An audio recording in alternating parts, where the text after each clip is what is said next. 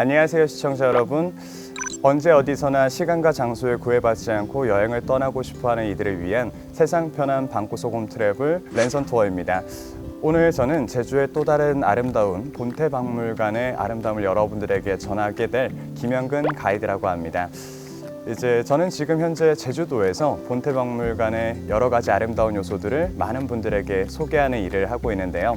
오늘은 현장에서가 아니라 여러분들과 랜선 투어를 통해서 이 박물관의 아름다움을 전달하고자 이 자리에 서게 됐습니다.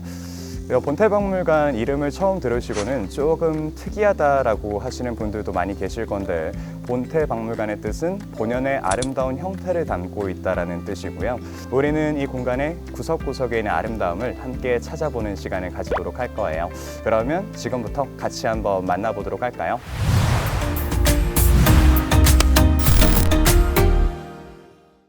우선 우리가 보게 되는 본태박물관, 이 공간에는 담겨있는 작품들도 너무 아름답지만 실제로 우리가 가장 주목해서 봐야 될 점은 이 모든 공간의 건축적인 요소라고 보시면 될 것 같아요. 이 안도 다다오의 건물은 항상 많은 사람들이 생각할 수 있는 건물이라고 얘기를 하고 있습니다.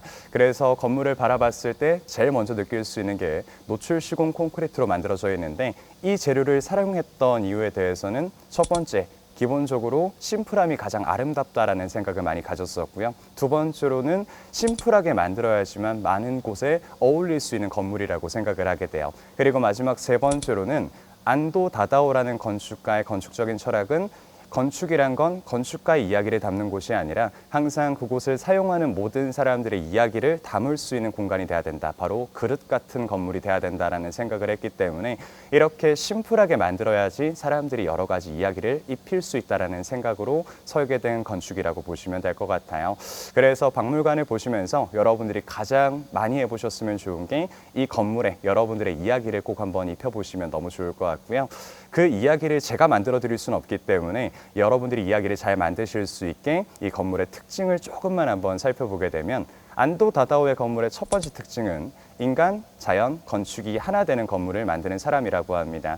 그래서 이런 건축적인 철학을 가졌던 이유는 영향받았던, 존경했던 건축가들 때문인데, 일단 처음으로 가장 영향을 많이 줬던 건축가는 세계 3대 건축가인 르꼬르비지에라고 하는 건축가예요. 스위스 태생의 프랑스 건축가고요. 실제로 정말 아름다운 건물들을 많이 만들었던 건축가인데, 이 건축가의 일반적인 철학이 인간과 건축은 하나가 돼야 되고, 그걸 해결하기 위해서 가장 중요한 건 바로 주거를 해결해 줘야 된다라는 생각을 안도가 많이 보게 되면서, 항상 이 사람의 건물은 모든 사람들이 효율적으로 사용할 수 있는 그런 건물을 만들게 돼요.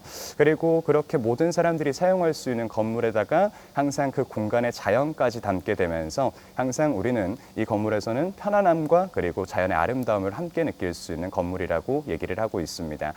그리고 두 번째 특징은 동양과 서양의 적절한 조합을 잘한 건축가라고 하는데, 우리 서양 건축의 특징을 처음부터 끝까지 전부 다 얘기할 수는 없기 때문에 간단하게만 한번 보게 되면, 일단 우리 서양의 건물들의 가장 큰 특징은 크게 만드는 것보다 크게 보여지는 게 가장 중시되는 건물이라고 해요. 성당이나 성을 많이 만들다 보니까 항상 웅장함이 필요했었고요.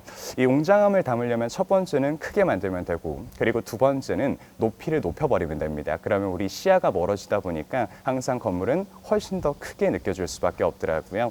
그래서 우리 한국에서는 쉽게 보지 못했던 층고가 굉장히 높은 건물들, 항상 본태박물관이나 안도의 건물에서 많이 보실 수가 있으실 것 같고요.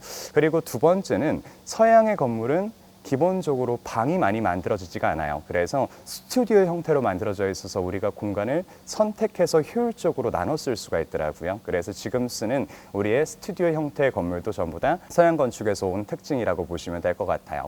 그러면 안도 다다오는 일본 사람이니까 일본 건축의 특징을 보게 되면, 여러분들도 일본 여행 가시게 되면 많이 느낄 겁니다. 문을 열고 들어갔을 때 누가 보더라도 바로 앞에 방이 있는데도 불구하고 방에 바로 들어가지 못하고 우리는 끊임없이 통로를 통해서 여러 가지 길들을 따라가서 방으로 도착하게 될 거예요. 그래서 이렇게 공간을 복잡하게 만들어 놓은 이유가 뭐냐면, 실제 공간 자체가 굉장히 좁기 때문에 우리에게 상상할 수 있는 공간을 주는 건물을 만들게 되더라고요. 이런 걸 건축에서는 복잡한 진입 시퀀스를 가진다라고 하고, 좀 더 쉽게 표현하게 되면 항상 우리가 경험할 수 있는 공간을 넓혀가는 건축이라고도 얘기를 하고 있습니다. 그래서 이런 요소들을 정말 적절하게 잘 섞었기 때문에 안도의 건물은 처음부터 여러분들이 입구를 들어오시게 되면 굉장히 미로 같은 공간으로 만들어져 있을 거고요. 이 미로 같은 공간을 걷다 보면 이 공간이 굉장히 넓다라는 생각을 한번 가지고, 그리고 실제 장소에 도착했을 때는 우리가 밟는 면적보다 보여지는 면적이 훨씬 더 크게 만들어 놨기 때문에 우리는 건물을 다 걷고 밖으로 나갔을 때는 1.5배 이상 커다란 공간을 느끼면서 나갈 수 있다라고 얘기를 하고 있어요. 그리고 세 번째 특징은 우리 아까 처음에 얘기했던 것처럼 이 공간은 실제로 원형의 모습에다가 의미를 정말 잘 담았던 건물이라고 얘기를 해요. 그런데 그 의미를 실제로 건축가가 입히는 게 아니라 우리가 하나하나 입힐 수 있는 건물이기 때문에 우리가 더욱더 좋아하는 건물이 아닌가라는 생각이 듭니다.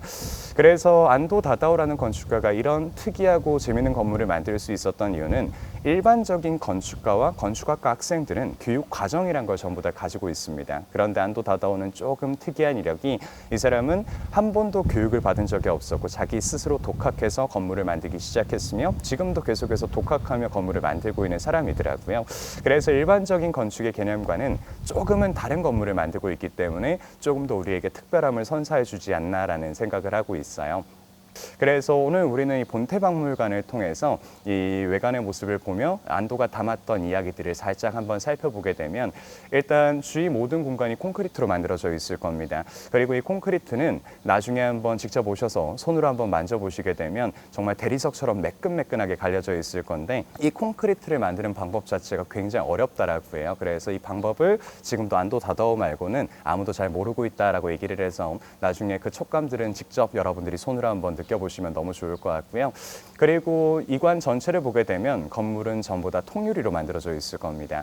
이 통유리를 통해서 일본 건축의 가장 고질적인 문제가 난방이 잘 안 되는 그런 모습인데, 이 건물은 겨울철에 난방을 따로 켜지 않더라도 동쪽에서부터 서쪽까지 모든 햇살들이 건물 내부로 비추게 되면서 난방 켜지 않더라도 굉장히 따뜻하게 시간을 보낼 수가 있고요.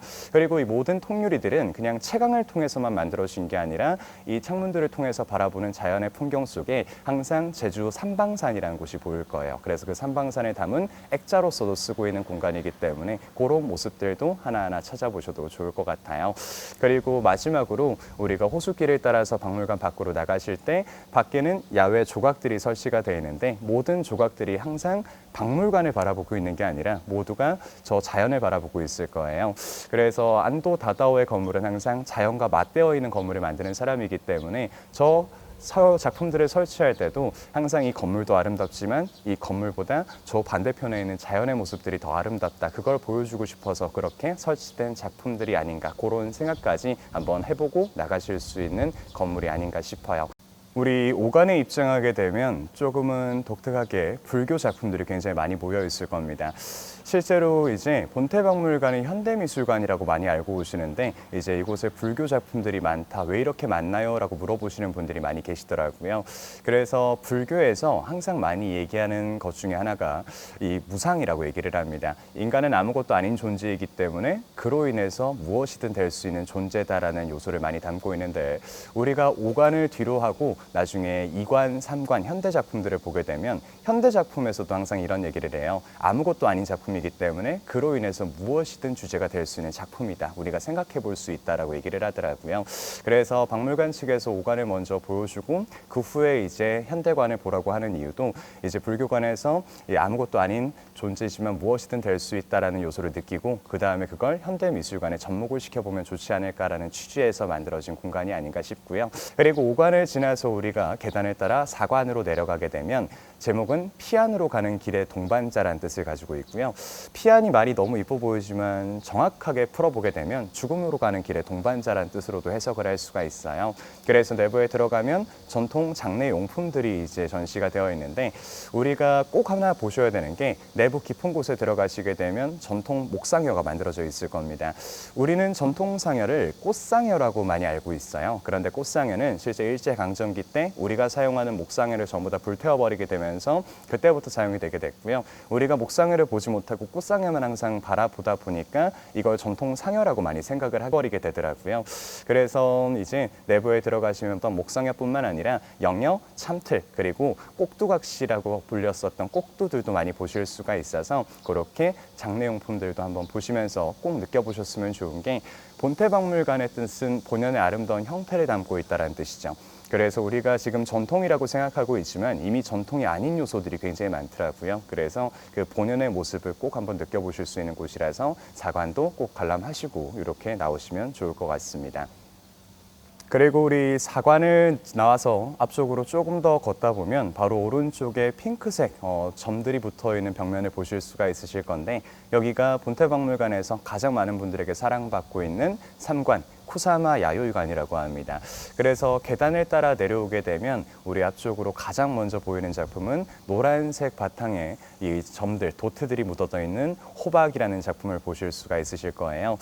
이 쿠사마 야요이라는 사람을 표현할 때 항상 이런 얘기를 많이 합니다. 첫 번째는 살아있는 현대미술의 전설이라 불릴 정도로 1929년생이고 실제 현재는 93세의 나이인데도 불구하고 최고의 전성기를 구사하고 있는 그런 작가분이더라고요.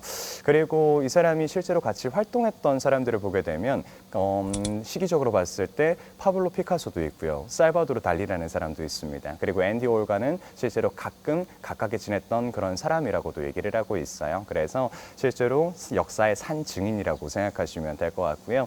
이분이 남긴 작품에 가장 우리가 잘 알고 있는 최고의 작품 호박이라고 불리고 있어서 이 본태박물관뿐만 아니라 한국 곳곳에도 그리고 일본 곳곳에도 그리고 지금은 전 세계 곳곳에 하나하나 설치되고 있는 그런 작품입니다. 이 사람을 항상 두 번째로는 이렇게 부릅니다. 미쳐서 천재가 된 사람, 광기와 천재 사이에 있는 사람이라고도 얘기를 하더라고요. 그래서 이 사람은 자신이 가지고 있는 평생의 트라우마를 이겨내기 위해서 작품 활동을 하는 작가라고 보시면 될 것 같고요. 이제 어려서부터 아버지가 굉장히 성적으로 문란한 사람이었었다고 합니다. 그리고 어머니는 의부증이 엄청 강한 사람이었었다고 해요. 그리고 그 당시 일본이 가부장이 너무 강한 시대다 보니까 이 아버지가 일으켰던 일들을 어머니는 아버지에게 하나도 화를 풀지 못했었고 이 화는 전부 다 쿠사마에게 쏟아지기 시작하더라고요. 그래서 어릴 때부터 쿠사마는 정신적으로 육체적으로 학대를 굉장히 많이 받던 소녀였었더라고요. 그리고 끊임없이 학대를 받다 보니 스트레스가 점점점 쌓이기 시작했었고요. 그리고 이 스트레스가 어느 순간부터는 쿠사마에게 하나의 병으로 나타나기 시작하더라고요. 그래서 쿠사마는 평생 동안 신경강박증, 편집증이라는 병들을 앓고 살아가게 됩니다. 그리고 이 병들이 너무 깊어지다 보니 어느 순간부터는 바로 보이지 말아야 될 것들, 환각이 보이기 시작하더라고요. 쿠사마가 이런 얘기를 해요. 환각이 두려운 이유는 실제로 내 눈앞에 무언가 나타나기 때문에 두려운 게 아니라 내가 본 걸 남이 보지 못하고 내가 본 걸 남과 공유하지 못하기 때문에 누군가와 함께 있더라도 항상 나만의 공간 속에 갇힌 것 같은 외로운 삶을 살아간다라고 얘기를 하더라고요. 그래서 쿠사마가 처음 봤던 환각은 저기 멀리서부터 빨간색 점들이 하나하나 나에게로 다가왔다고 해요. 그리고 이 점들이 나타났다 사라졌다를 끊임없이 반복하다가 어느 순간부터는 내 하루의 일상을 가득 채워가기 시작했고 그리고 어느 순간부터는 내가 자고 있는 시간까지 나를 쫓아와서 악몽으로 나를 괴롭혔던 존재라고 합니다. 그래서 쿠사마의 작품에서 절대로 빠지지 않은 것 중에 하나가 이 무한한 점들인데 이 점들은 쿠사마가 너무 사랑하고 좋아했던 것들이 아니라 너무 두렵고 고통스러웠기 때문에 이걸 이겨내고 싶어서 끊임없이 남겼고 지금 이 순간도 이기고 싶기 때문에 계속해서 표현하고 있다라고 보시면 될 것 같아요. 그래서 우리가 오늘 보게 되는 호박에는 이 점들이 엄청나게 많이 찍혀 있을 건데 저는 사실 이 점들뿐만 아니라 호박도 처음에는 트라우마라고 생각을 했었습니다. 원래 아버지가 호박 도매어 파는 사람이었었다고 해요. 그래서 집에 가면 정말 호박만 한가득 있었다고 하고요. 그리고 마을도 문을 열고 나가게 되면 밭 전체가 호박밭이었다고 하더라고요. 그래서 어릴 때부터 계속해서 보던 것들이다 보니까 이 쿠사마에게는 어찌 보면 고통의 존재가 아닌가라는 생각을 했었는데 쿠사마에게 호박은 항상 희망의 증거라고 얘기를 하고 있습니다. 자신에겐 가장 커다란 친구라고도 얘기를 하더라고요. 항상 사람이 학대받고 그리고 고통스러워질 때면 옆에 있는 사물들을 의인화를 시킨다라고 얘기를 해요. 그래서 쿠사마가 학대받고 방에 갇혀 있을 때 항상 옆에 있어주는 존재가 가족도 친구도 아니었었고 항상 옆에 있는 호박밖에 수밖에 없었기 때문에 호박은 나를 기다려주고 안아줄 수 있는 존재라고 생각을 많이 했었습니다. 그래서 이 작품 속에 호박은 항상 쿠사마에게 희망의 증거, 그리고 그 속에 있는 점들은 전부 다 트라우마, 그래서 이 자신의 트라우마를 중화시키기 위해서 항상 사용을 많이 했었고요. 그리고 뒤쪽의 배경과 호박을 우리가 거리를 조금 떨어뜨려서 보게 되면 어느 순간부터 배경과 호박의 경계선이 희미해지기 시작할 겁니다. 그래서 쿠사마는 평생 현실과 환각 중간에 살았던 사람이기 때문에 그 모호한 모습을 보여주기 위해 이런 공간을 만들었다라고 해요. 그래서 쿠사마의 호박이라는 작품을 여러 가지로 해석할 수 있지만 한 가지로 또 해석해 보게 된다면 자신의 삶 자체를 담아놨어요. 그래서 나는 이런 모호한 삶 속에서 희망과 공포를 공주하며 영원히 삶을 살아가고 있다라고 하는 자신의 모습을 투영시킨 작품이 바로 쿠사마의 펌킨 호박이라고 보시면 될 것 같고요. 그리고 이 호박이라는 작품도 너무 아름답지만 안쪽으로 조금 더 들어오시게 되면 이 뒤편의 문 속에는 우리 쿠사마의 작품 중에 무한거울, 영혼의 광채라는 작품도 있습니다. 쿠사마의 호박이 외면적인 쿠사마의 모습이라면 이 무한거울은 쿠사마 내면의 모습을 담은 작품이라고 보실 수 있을 것 같고요. 내부에 들어가면 정말 작은 발판이 만들어져 있을 건데 이 작은 발판은 어린 시절 자신이 갇혀있던 가족의 틀이라고 얘기를 해요. 그리고 주위는 물들로 채워져 있고 정면에는 거울들로 채워져 있을 거고요. 위쪽에서는 우리가 금방도 봤었던 땡땡이, 도트 무늬들의 오브제들이 하나하나 떨어져서 빛을 내고 있을 건데 색깔들이 밝은 색으로 끊임없이 바뀌어가게 될 거예요. 그래서 쿠사마의 마음속에 나는 항상 이렇게 가족들의 틀 속에 갇혀 있었는데 이 틀을 바라봤을 때 실제로 가족의 틀이 그렇게 큰 공간은 아니기에 빠져나가고 싶었는데 주위를 바라보니 이 공간은 절대로 빠져나가지도, 그리고 너무나도 넓은 공간처럼 나에게 다가왔다. 그리고 나는 이 속에서 매일같이 이런 트라우마들과 하루하루 삶을 살아가게 되는데, 그런데 시간이 지나고 다시 한번 떠올려 보니까 어찌 보면 이 트라우마들이 내가 살아갈 수 있는 작품의 영감이 되어줬던 존재들이기 때문에 어찌 보면 나에게는 또 하나의 희망 같은 존재, 빛이 되어줬던 존재가 아닌가라고 해서 이름을 영혼의 광채, 영혼의 반짝임이라고 붙여놨어요.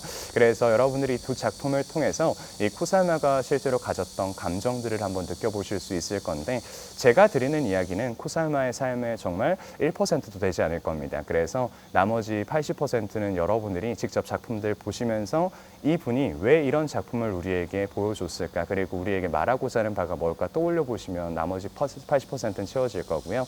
그리고 그 나머지 이야기들은 오늘이 아니라 나중에 여러분들이 직접 쿠사마의 작품을 어느 순간 또 마주하게 됐을 때 그날 떠오르는 감정이 마지막 이야기일 겁니다. 그렇게 100% 나만의 쿠사마 이야기를 꼭 만들어 보셨으면 좋겠어요.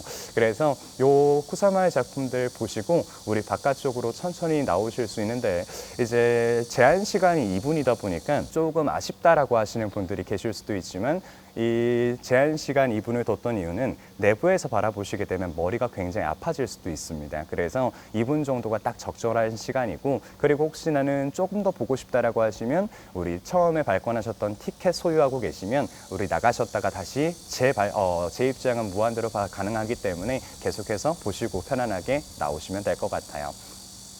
네, 그러면 우리 3관에 나와서 이제 2관으로 가보도록 할 건데, 2관은 조금 또 다른 모습으로 현대미술관으로 만들어져 있습니다. 그래서 내부에 들어가시면 제일 먼저 느끼는 감정이 약간은 집 같은 느낌을 많이 가진다. 그리고 집에서 좀 편안하게 예술 작품들을 바라볼 수 있는 공간 같다라고도 얘기를 많이 하고 계시더라고요. 그리고 2관 내부로 들어오시게 되면 처음에 보여주는 작품들은 한국 근대 작가들의 작품들 편안하게 보실 수 있고요. 그리고 내부로 들어가시면 조금은 독특하게 한국에서 보기 힘든 우리 살바도르 달리 작품이나 그리고 피카소의 작품들도 볼 수 있는 곳이랍니다. 그래서 우리 이곳에서 모든 작품들을 다 보면 참 좋을 것 같은데 전부 다 볼 수는 없어서 우리 내부의 피카소 작품을 한번 보도록 할 건데, 일단 이 작품 아기야 엄마라고 부르는 피카소의 작품입니다. 우리 항상 그림 보시면서 제일 많이 물어보시는 게 이런 게 피카소 초기 작품인가요? 라고 물어보시는 분들이 굉장히 많이 계세요. 근데 우리가 피카소에 대해서 조금 들어보신 분들은 항상 이렇게 얘기할 겁니다. 피카소는 어릴 때부터 그림을 엄청 잘 그렸던 사람이라고 얘기를 하더라고요. 그래서 지금 보시는 작품은 피카소가 14살에 그렸던 과학가 자선, 과학가 자비라고 하는 바르셀로나 피카소 피카소 미술관에 소장하고 있는 작품이고요. 실제 고가 출품 작품이기 때문에 작품의 크기가 생각보다 조금 크게 만들어져 있습니다. 그리고 사실 이런 그림을 보면서 이야, 어릴 때부터 그림을 너무 잘 그렸다라고 하시는 분들도 계실 거고요. 피카소 자기 스스로도 나는 14살의 라파엘로처럼 그림을 그렸던 사람이다라고 얘기를 했는데, 사실 피카소의 후의 그림들이 너무 특이하고 특별하다 보니까 우리가 이 사람을 그림을 너무 완벽하다라고 얘기할 수도 있지만, 그러면 우리가 지금 보게 되는 아기와 엄마라는 작품은 이제 63년도 작품이에요. 그래서 피카소가 1973년에 92세의 나이로 눈을 감았기 때문에 죽기 10년 전에 80대 때 말년에 많이 그렸던 선작업이라고 생각하시면 될 것 같고요. 이런 선작업을 피카소가 많이 했던 이유가 뭐였었냐면, 우리 실제로 이런 선작업 말고 과거에 그려졌던 회화 작품을 어머니와 아기가 안고 있는 모습으로 그려놓게 되면 우리는 실제로 그 외의 것들을 상상할 이유가 없더라고요. 주제가 너무 완벽하기 때문에 딱 고정관념의 틀에서 멈춰버리게 됩니다. 그런데 피카소가 그린 이런 선작업들을 보게 되면 주제도 충분히 알 수가 있지만 우리는 추상적으로 표현되어 있기 때문에 좀 더 많은 것들을 상상해 볼 수가 있더라고요. 그래서 피카소의 라이벌이었던 마티즈, 이 피카소와 마티즈가 항상 말년이 되면서부터 일반적인 회화 작품보다는 선작업을 많이 했던 이유는 우리가 비워내면 비워낼수록 이걸 바라보는 사람들이 훨씬 더 많이 생각하고 채워낼 수 있기 때문에 이런 작업들을 많이 했다라고 보시면 될 것 같아요. 그래서 피카소라는 사람은 참 어려운 사람이에요. 천재인 요소가 너무 많은 사람이기 때문에 우리가 쉽게 이해하기 힘들더라고요. 그래서 이 피카소를 조금 어렵게 표현하는 건 불가능할 것 같고 좀 쉽게 표현할 수 있는 방법이 뭐가 있을까라고 찾고 있다가 제가 피카소 고향이었던 스페인의 말라가라는 곳을 간 적이 있는데, 이 말라가 피카소 미술관에 가게 되면 실제로 피카소의 유명한 작품들은 없지만 여기가 피카소가 태어나고 자랐던 곳이라서 큐레이터 분들이 항상 말라가에 있는 어린아이들을 모아서 피카소에 대한 해설을 해주더라고요. 그때 이런 얘기를 하세요. 실제로 인간이 80년 인생을 살아간다고 했을 때 우리가 손 글씨체를 바꾸게 된다면 몇 번이나 바꿀 수 있을까요? 라고 얘기를 하더라고요. 저는 기본적으로 생각했을 때 10번 이상을 바꿀 수 있지 않을까. 그리고 그곳에 있는 어린아이들도 100번, 200번이라고 이렇게 많은 숫자를 얘기를 했는데, 그 큐레이터 분이 얘기하기로는 인간은 고정관념의 동물이기 때문에 생각보다 많이 바꿀 수 없다라고 합니다. 평균적으로 5번 넘어가게 되면 바꾸기가 힘들어진다라고 하더라고요. 그리고 화가들도 화풍을 바꾸게 된다면 2번에서 3번 정도 바꾸게 되면 더 이상 바꾸기 힘들다라고 해요. 그럼에도 불구하고 화가들이 화풍을 잘 안 바꾸는 이유가 뭐냐면, 화풍을 바꾸려면 실제로 내가 쌓아왔던 모든 것들을 싹 다 버려버리고 새로운 시작을 해야 되는데, 그렇게 시작할 바에는 내가 들고 있는 걸 최대치로 끌어올리고 그걸 들고 살아가는 게 훨씬 더 도움이 될 뿐이더라고요. 그런데 피카소라는 사람은 좀 다릅니다. 평생 동안 단 한 번도 화풍을 정립을 시키지 않아요. 끊임없이 바꿨던, 도전했던 그런 사람이고요. 어떤 학자들은 피카소가 평생 살면서 화풍을 7번 바꿨다라고 합니다. 그리고 어떤 학자들은 11번 바꿨다라고도 얘기를 하더라고요. 그래서 피카소가 평생 살면서 자신의 얼굴을 그렸던 자화상만 보더라도 이렇게 많이 변하는 걸 여러분들이 보실 수가 있으실 거예요. 그러면 피카소만 바꿨냐? 피카소 말고 다른 화가들도 실제로 화풍을 바꿨던 사람들이 많습니다. 마티스도, 그리고 오스트리아의 클림트라는 화가도 굉장히 많이 바꿨었는데, 피카소가 더 많이 인정받을 수 있는 이유가 뭐냐면, 그 모든 화가들이 화풍을 바꿨을 때 인정받은 화풍도 있지만 인정받지 못했던 것들도 결국엔 있었어요. 그런데 피카소는 결국에는 다 인정받은 사람이기 때문에 이 사람을 대단한 천재라고 얘기를 하더라고요. 피카소라는 사람은 실제로 평생을 살면서 항상 자신의 화풍을 가지고 세상의 모든 시대의 이야기, 역사의 이야기를 전달했던 사람이에요. 그래서 우리가 실제로 3대 반전 작품이라고 하는 제일 유명한 게르니카나, 그리고 시체구덩이, 그리고 지금 현재 한국에서 가장 핫한 전시로 피카소전의 메인으로 사용됐던 한국전쟁에서의 학살이라는 작품들까지 우리가 보면서 우리가 정말 그 시대의 모습과 그리고 지금 현재 우리까지 여러 가지 것들을 한번 생각해 볼 수가 있게 됐더라고요. 그래서 피카소를 현대미술의 아버지라고 우리는 항상 하고 있을 건데, 이 이유가 엄청나게 많을 겁니다. 그런데 그 중에 한 가지 이유는 피카소가 이렇게 그때 당시 사회 이야기를 화폭에 담았기 때문에 우리 현대인들이 지금 현재의 미술들을 바라볼 수 있게 된 계기가 되어서 이 사람을 현대미술의 아버지라고 부르는 게 아닌가라는 생각이 들어요.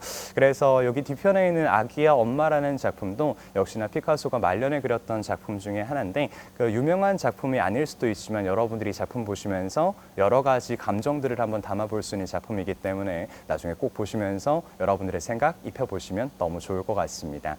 네, 그러면 우리 2관을 나와서 이제 1관 쪽 마지막 공간으로 한번 이동해 보도록 할 건데, 우리 앞쪽에 보이는 담을 따라서 천천히 걷다 보면 우리 지금까지 보지 못했던 아름다운 또 하나의 공간이 나타날 겁니다. 지금부터는 안도 건축의 가장 아름다운 공간을 볼 수 있는 길이고요. 이 길을 따라 걷다 보면 아까 얘기 드린 것처럼 날씨가 좋은 날에는 하늘 전체가 일반적인 길 말고 그 옆에 있는 물속에도 겹쳐져 있을 거예요. 그리고 제주는 항상 바람과 그리고 비가 많은 곳입니다. 그래서 물의 표면을 낮춰놓은 곳이기 때문에 비가 오는 날이나 바람이 부는 날에도 물의 움직임에 따라서 또 하나의 공간을 우리가 볼 수 있는 그런 아름다운 곳이더라고요. 그래서 여기 사진 찍는 공간으로 제일 많이 사용되는 곳이라서 나중에 꼭 사진도 한번 찍어 보시고요. 그리고 이 길을 따라 천천히 걷다 보면 오른쪽으로 이동할 수 있는 작은 다리가 하나 나올 거예요. 그리고 이 다리를 건너서 1관으로 건너가시면서 그냥 스쳐 지나가시는 분들도 계시는데, 이 공간에 딱 터널을 지나가기 전에 정면을 바라보게 되면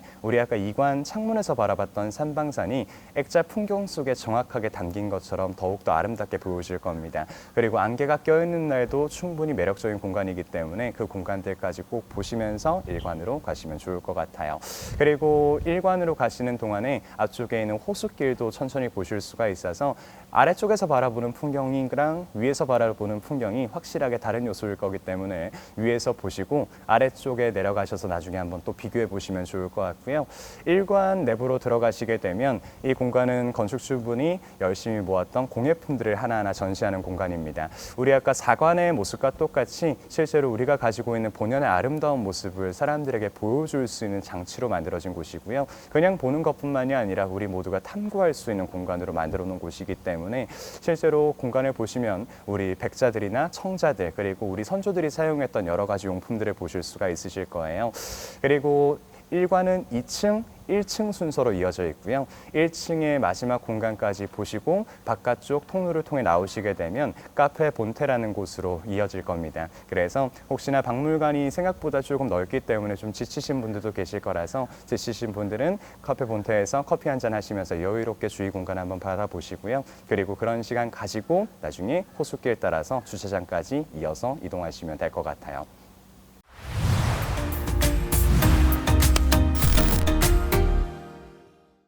네, 지금까지 우리 본태박물관의 이곳저곳을 한번 살펴봤는데, 실제로 제가 제주도를 처음 여행하면서 느꼈던 감정이 뭐였었냐면, 제주도는 산, 바람, 그 다음에 바다, 모든 자연의 공간들이 너무 아름다운 곳이에요.